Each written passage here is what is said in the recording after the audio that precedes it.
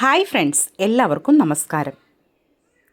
இன்றைக்கு நல்ல சூப்பர் டேஸ்ட்டில் செஞ்ச சாஃப்டான ஒரு ஸ்வீட் கொழுக்கட்டையோட ரெசிபி தான் உங்களுக்காக நான் ஷேர் பண்ண போகிறேன். கொஞ்சம் பச்சரிசி மாவு வச்சு ஈஸியாய் நம்ம வீட்டில் இந்த கொழுக்கட்டை தயார் பண்ணி எடுக்கலாம்.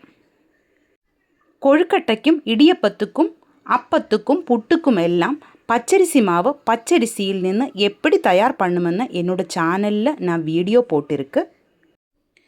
நீங்கள் அந்த வீடியோயும் போய் பாருங்கள், உங்களுக்கு ரொம்ப ஹெல்ப்ஃபுல் ஆகும்னு நினைக்கிறேன்.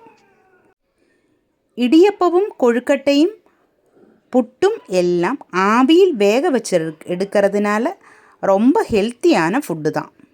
அதனால் பச்சரிசி மாவு நம்ம தயார் பண்ணி வச்சுருந்தா ஈஸியாய் நமக்கு எப்போ இந்த மாதிரி இடியப்பவும் கொழுக்கட்டையும் ഒക്കെ தயார் பண்ண தேவை வந்தால் ஈஸியாய் நமக்கு வீட்டில் இதை உடனே தயார் பண்ணி எடுக்கலாம். இன்றைக்கு நம்ம ஸ்வீட் கொழுக்கட்டை எப்படி தயார் பண்ணலாம் என்று நமக்கு பார்க்கலாம். அதுக்காக 1.5 கப்பு பச்சரிசி மாவு நான் எடுத்திருக்கு. இது நானே தயார் பண்ணிய மாவு தான், வறுத்தெடுத்த பச்சரிசி மாவு தான் இது. நம்ம ரேஷன் கடையிலே வாங்குகிற பச்சரிசி வச்சும் இதே மாவு நமக்கு தயார் பண்ணி எடுக்கலாம். கோதம்பு மாவு வச்சும் சோள மாவு வச்சும் ராகி மாவு வச்சும் எல்லாம் நமக்கு கொழுக்கட்டை தயார் பண்ணலாம். ஆனால் பச்சரிசி மாவு வச்சு தயார் பண்ணின கொழுக்கட்டைக்கு டேஸ்ட்டு அதிகமாக இருக்கும். இனி கொழுக்கட்டையில் ஃபில் பண்ணுறதுக்காக 1.5 கப்பு தேங்காய் நான் எடுத்திருக்கு. பச்சை தேங்காய் தான் எடுத்திருக்கு. இந்த கப்பில் 1.5 கப்பு தேங்காய் கூட அதே கப்பில் 1/2 கப்பு வெல்லத்திൻ്റെ தூள் தான் நான் எடுத்திருக்கேன். உங்களுக்கு தூள் இல்லைன்னா நீங்கள் 200 கிராம் வெல்லத்திൻ്റെ பானி எடுத்துக்கோங்க. இனி ஒரு கடாய் அடுப்பில் வச்சு 3 கப்பு தண்ணி ஊற்றி கொதிக்க வைக்க போகிறேன்.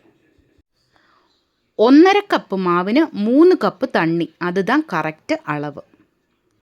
தண்ணி நல்லா கொதிச்சு வரும்போது தேவையான உப்பு, கொஞ்சமாக எண்ணெய், 1 டீஸ்பூன் சுகர் இவை போட்டு நல்லா கலரி விட்டுக்கோங்க. அப்புறமா நம்ம எடுத்து வச்சுருந்த மாவு அதிலேக்கு போட்டு நல்லா மிக்ஸ் பண்ணி மாவை தேய்ச்சி எடுக்கலாம். ஒரு மரக்கரண்டி வச்சு நல்லா மிக்ஸ் பண்ணி எடுக்கலாம். இந்த டைமில் ஸ்டவ் லோ ஃப்ளேமில் வச்சுக்கோங்க.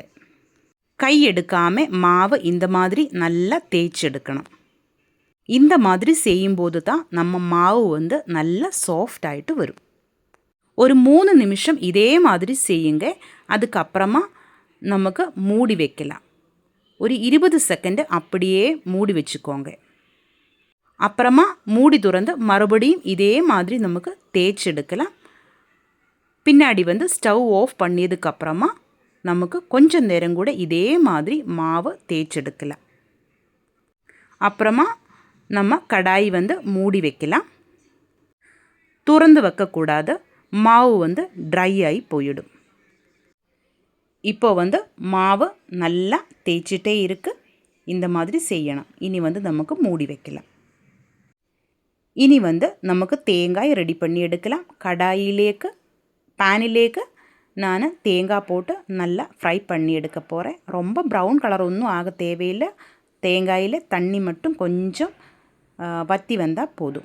கொஞ்சமாக நெய் அதிலேக்கு ஊற்றியிருக்கு. இதே மாதிரி லைட்டாக ஒன்று ஃப்ரை பண்ணி எடுத்துக்கோங்க. அப்புறமா நம்ம எடுத்து வச்சுருந்தோம் വെള്ളത്തിൻ്റെ തൂള് അല്ലച്ച വെള്ളത്തിൻ്റെ പാനി അത് പോട്ട് നല്ല കളറി വിട്ട് இதே மாதிரி ட்ரை ஆக்கி எடுத்துக்கோங்க. இனி இதிலேக்கு கொஞ்சம் ஏலக்காய் தூள் போடலாம். ஏலக்காயோட கூட சீரகத்திൻ്റെ தூளும் போட்டுக்கலாம். உங்களுக்கு பிடிச்சிருந்தா நீங்கள் போட்டுக்கோங்க. நான் ஏலக்காய் தூள் மட்டும்தான் போட்டிருக்கு. இதே மாதிரி நல்லா கலரி விட்டு இப்படி ட்ரை ஆக்கி எடுத்துக்கோங்க. கடைசியில் ஒரு பிஞ்சு உப்பு, இது நீங்கள் கண்டிப்பாக போடணும். அப்போ தான் இந்த ஃபில்லிங்கிൻ്റെ டேஸ்ட்டு நல்லா வரும். அதுக்காக தான் இதே மாதிரி கொஞ்சமாக உப்பு போடணும்.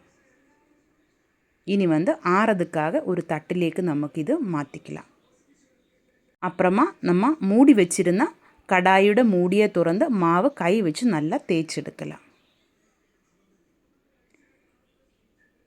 இனி தேங்காய் நல்லா ஆறி இருக்குது. அந்த தேங்காய் எடுத்து இதே மாதிரி சின்ன போலாயிட்டு நமக்கு ஷேப் பண்ணி எடுக்கலாம். இந்த மாதிரி செஞ்சிருந்தால் நமக்கு கொழுக்கட்டை பண்ணுறதுக்கு ஈஸியாக இருக்கும். அதுக்காக தான் இந்த மாதிரி உருண்டை பிடிச்சி எடுக்கிறது. இப்போ வந்து தேங்காய் எல்லாமே இதே மாதிரி நான் உருண்டை பிடிச்சி எடுத்திருக்கு. அதே மாதிரி நமக்கு மாவும் இதே மாதிரி உருண்டை பிடிச்சி எடுக்கலாம். ஒரு லெமன் சைஸில் இதே மாதிரி உருண்டை பிடிச்சதுக்கப்புறமா விரல் தண்ணியில் டிப்பு பண்ணி இதே மாதிரி நடுவில் ஒரு குழி மாதிரி எடுத்துக்கோங்க. அதுக்குள்ளேக்கு நம்ம எடுத்து வச்சுருந்த தேங்காயோட போலை போட்டு மாவு வச்சு கவர் பண்ணி இப்படி எடுத்ததுக்கப்புறமா ஒரு தட்டிலேக்கு வச்சு நம்ம கொழுக்கட்டை நல்லா ஷேப்பு பண்ணி எடுக்கலாம். இந்த மாதிரி செய்யும்போது நம்ம கொழுக்கட்டைக்கு நல்ல ஷேப்பு கிடைக்கும், பார்க்குறதுக்கும் நல்ல அழகாக இருக்கும். இப்படி எல்லா மாவும் நமக்கு போல் பண்ணி எடுக்கலாம். இப்படி ஃபில் பண்ணும்போது ஈஸியாக இருக்கும். நம்ம ஃபில்லிங் இன்னும் வெளியில் வராமல் கரெக்டாக இருக்கும். இந்த மாதிரி செய்யுங்க.